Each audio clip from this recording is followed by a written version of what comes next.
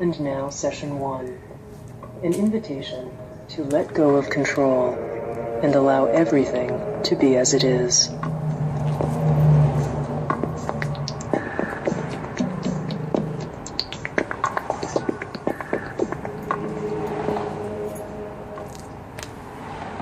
We're going to investigate the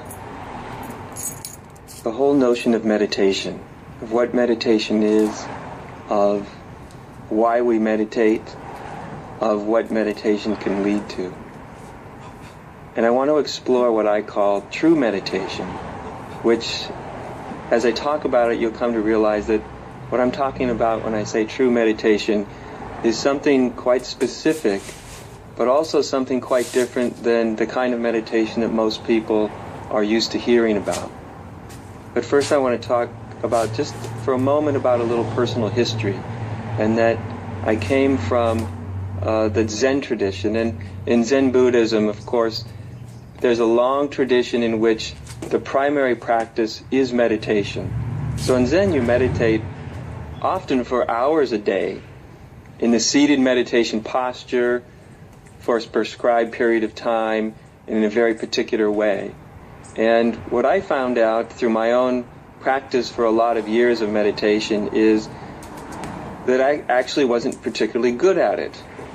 And I think a lot of people find that when they meditate, that what they first find is they're not particularly good at it. Their minds are busy, they can't still their minds, their bodies want to be twitching. It's very hard for people to calm down and be quiet. And so my experience from the very beginning was that meditation was actually something that was very difficult for me to do. And I find for a lot of people it's something that's actually very difficult for them to do. So there I found myself sitting, going to various retreats and sitting at home for short periods of time. At home I would sit for maybe half an hour a day, sometimes longer, and then I would go to retreats and sit for much, much longer periods of time. And very often what my meditation was actually anything but meditation. It was a lot of struggle, a lot of trying to calm my mind, a lot of trying to control my thoughts, and a lot of trying to be still without a lot of success, except for sort of magical moments when meditation would just seem to happen. So because I wasn't particularly, I would say, gifted initially at being able to meditate well, being able to control my mind and enter into sort of a meditative state, after some years of trying to meditate in this way, I actually found that I needed to find a different way to meditate, because this wasn't working. And it all really began, what I call true meditation, one day when I was speaking with my teacher, and my teacher said to me, if you try to win the war with your mind, then you'll be at war forever. And it really struck me when my teacher told me that, because at that moment I realized that I had been engaging in meditation in such a way that I was actually trying to win this battle with my mind. I was trying to control my mind, to pacify my mind, to try to get my mind to be quiet. And while some people may be better at that than I was, what I realized was when my teacher said, if you are at war with your mind, you will probably be at war forever. The first thing I thought was, my goodness, forever is an awful long time. And so I thought, I must come upon a whole different way of looking at this. If I'm going to be at war with my mind, possibly indefinitely, then I need to find a way to not be at war with my mind. And without even knowing it, I just started to investigate in a quiet way and in a very deep way what it would be like to not be at war with my own mind, with what I felt, with my whole experience, my whole human experience. And so I started to sit down to meditate, and I started to let go of the idea of what meditation was supposed to be. I noticed that my mind had a lot of ideas about what meditation was supposed to be. It was supposed to be peaceful, and I was supposed to feel a particular way, mostly calm, and it was supposed to lead me into some very deep, deep state of being. And I thought I was going to achieve this by learning a meditation technique, by mastering the technique, and then that was going to take me into a very deep meditative state.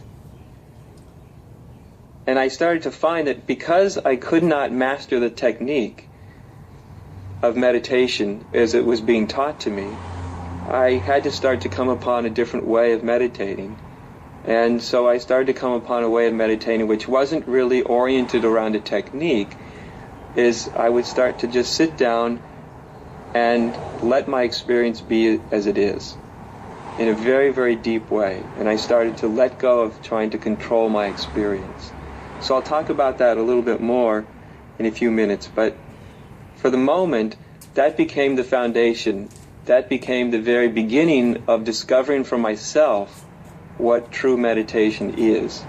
And so from that point up till now, that shift of moving from trying to perfect a technique or a discipline to actually letting go of technique and discipline started to inform the way that I engaged in meditation. Now I think for a lot of people in today's spiritual marketplace, everybody has some idea of meditation, whether you've been on a spiritual path or been in any sort of religion. Everybody at least has heard about meditation. Now, our ideas about meditation are usually colored by our past conditioning, what we've learned, what we think meditation is, where we think it should go. But it's very useful to start out with realizing that meditation can serve a whole array of agendas. So people meditate sometimes for better physical health, they meditate for better emotional health, they meditate to learn how to still their bodies, to still their minds. Some people meditate to open up certain subtle energy channels within their bodies. Sometimes those are called chakras.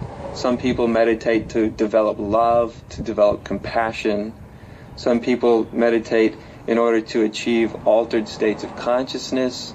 Other people meditate to try to come upon certain spiritual powers or psychic powers, or sometimes called in spirituality cities, which is basically spiritual powers.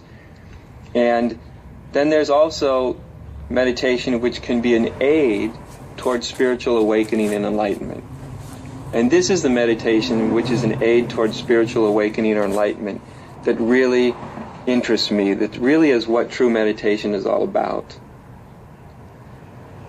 And so whether one is brand new to meditation or one has meditated for a very, very long time, what I have found is it really doesn't make any difference what your history is. What matters is the attitude that we engage the process of meditating in. That's what matters. And the most important thing is that we come to meditation with a really open attitude, an attitude that's very innocent, which means an attitude that's not colored by the past, by what we've heard about meditation through culture, through media, through our very spiritual and religious traditions. But we come to the whole notion of meditation in a way that's fresh and innocent. My experience as a spiritual teacher is that I meet a lot of people as I travel around and talk to people. And I've met a lot of people that have meditated for many, many years, often decades.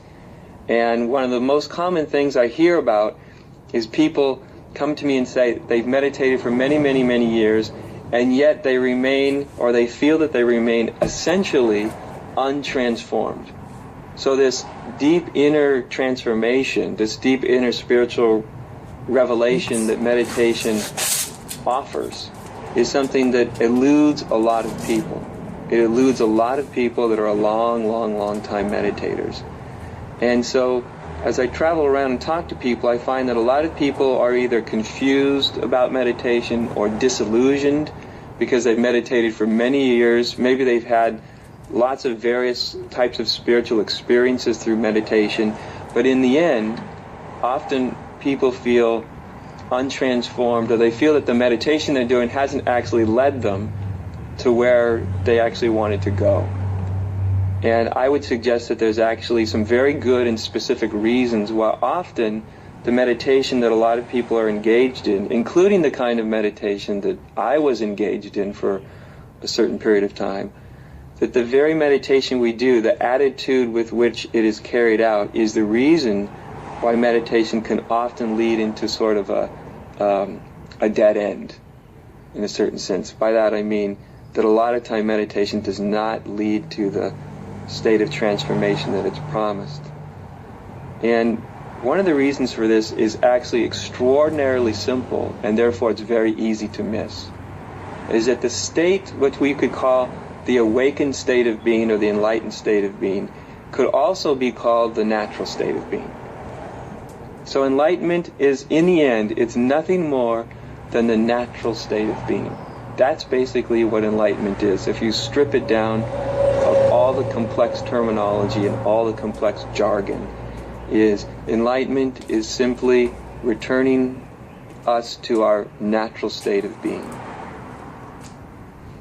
And so natural, of course, means a state of being which is not contrived, a state of being which does not need effort and discipline to maintain, a state of being which is not being enhanced by any sort of manipulation of the mind or the body.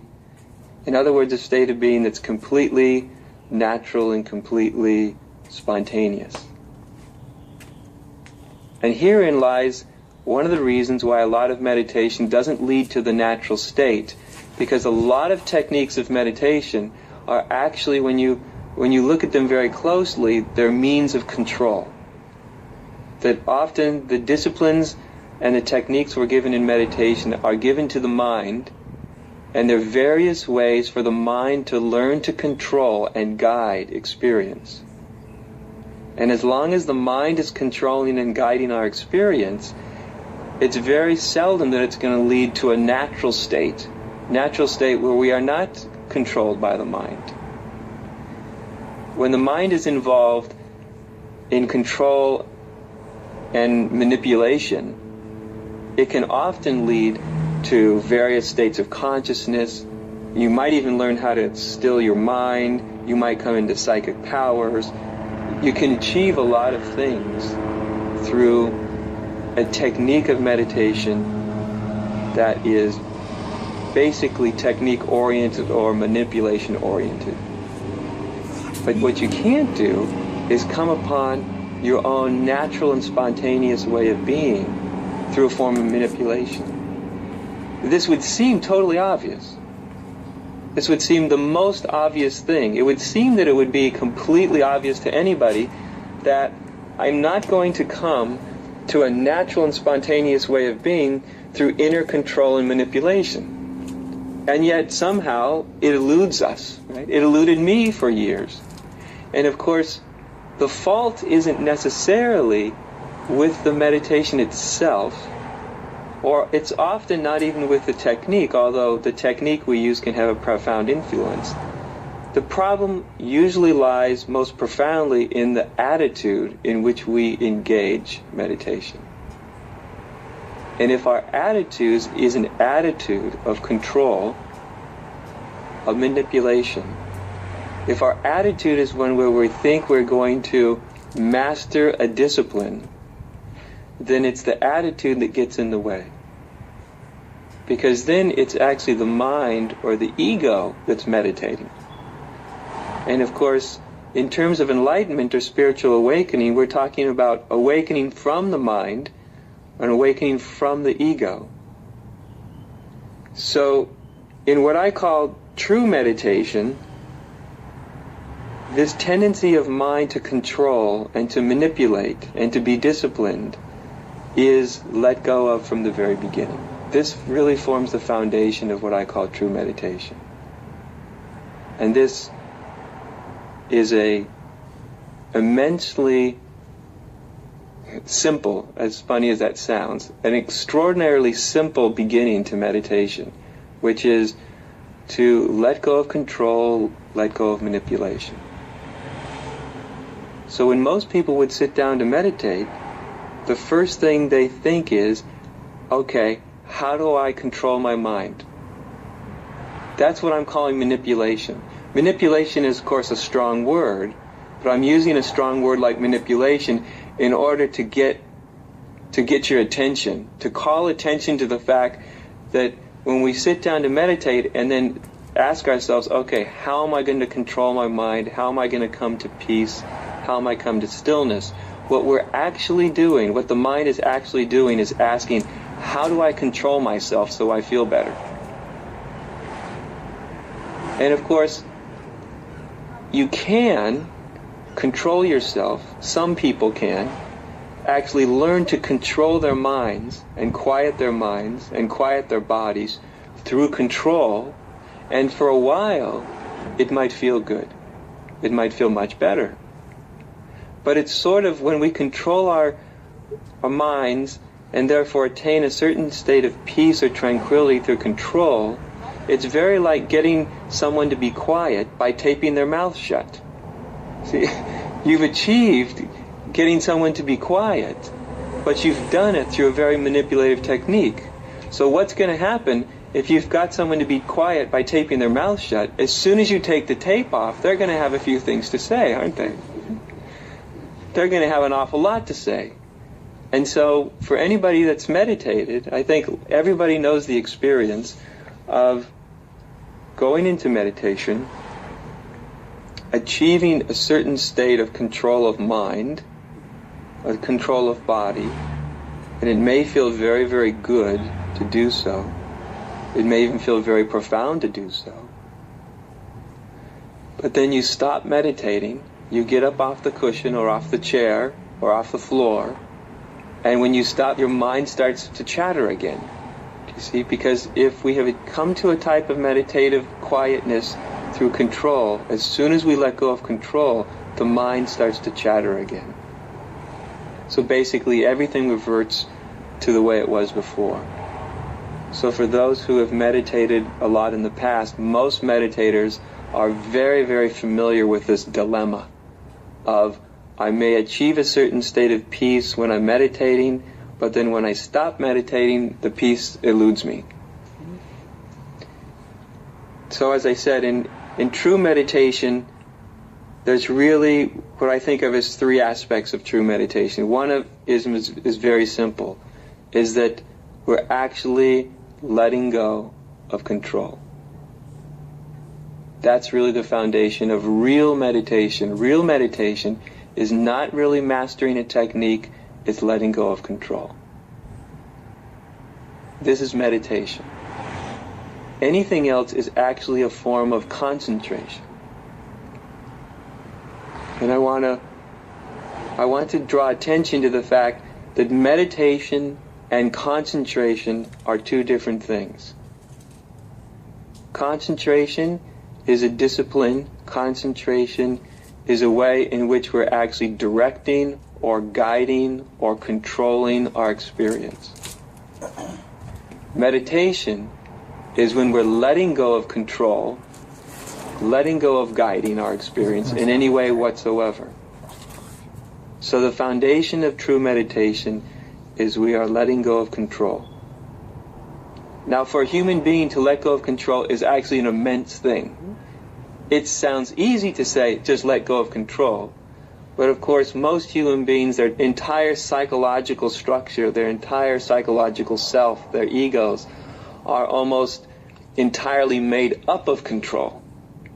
So to ask a mind or an ego to give up control, even for a moment, is sort of a revolutionary idea. Because we have to face the fact that there are certain hidden fears, hidden hesitations, that if I let go of control, the mind says, maybe nothing will happen.